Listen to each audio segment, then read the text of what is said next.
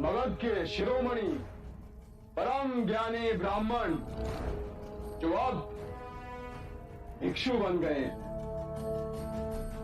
बड़ा खेद हुआ आपका ये परिवर्तन देख। महाराज, यदि आप मेरी दीक्षा से क्रोधित हैं तो मुझे भी खेद है। उतना खेद नहीं जितना हमें है।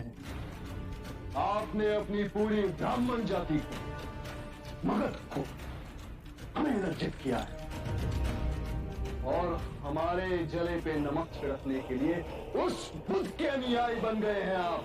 बुद्ध के सामने शीश अनायास ही झुक जाता है। आपने मगध नरेश के सम्मान के शीश को झुकाया है और अब आपके शीश पर मगध की जवाबदेही बनती। जब मैं बुद्ध से विवाद करने आया तो मैं ज्ञान के अहंकार में था और जब मैंने बुद्ध का तेज देखा तो मेरे अहंकार का शीश टूट गया और अपमान हुआ हमारा। हमने आपको बुद्ध को पराजित करने के लिए बुलाया था, पर आप ही बुद्ध से पराजित हो गए। महाराज,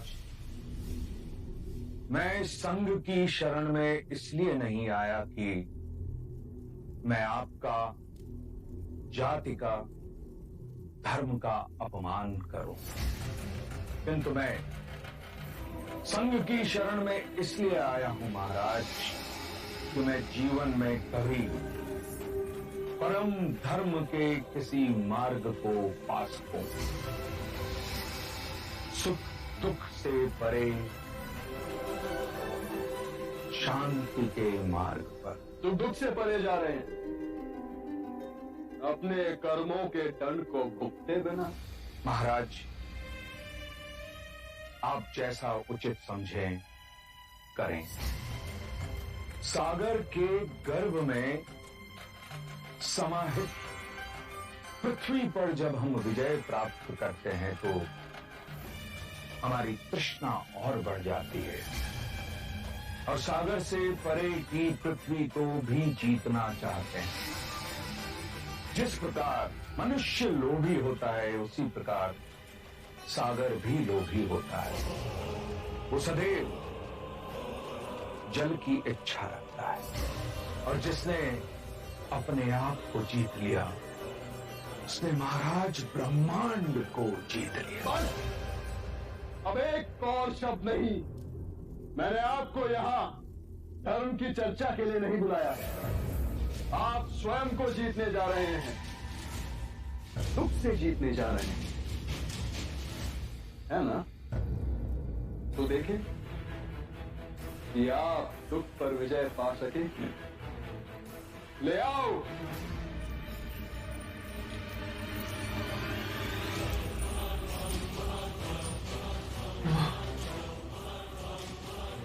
पिताजी।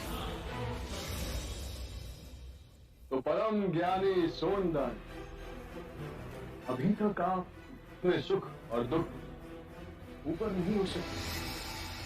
आपका दोषी मैं हूं तो फिर मेरे माता पिता को क्यों दंड दे रहे हो? आपके बुद्ध कहते हैं कि हम सब परस्पर जुड़े हुए हैं, तो दंड आप पाए या आपके माता पिता। अंतर क्या है? हम तो केवल ये देखना चाहते हैं कि दंड का अधिक प्रभाव कहां पड़ता। मुझे क्षमा कर दे। पुत्र, तुम जी छोटा न करना। तुम जिस पथ पर चले हो उसे सिद्ध हो गया है कि ब्राह्मण वही है जिसे परम ज्ञान प्राप्त करने की सच्ची लगन है। हमारा आशीष सदैव तुम्हारे साथ है। ले जाओ इन्हें।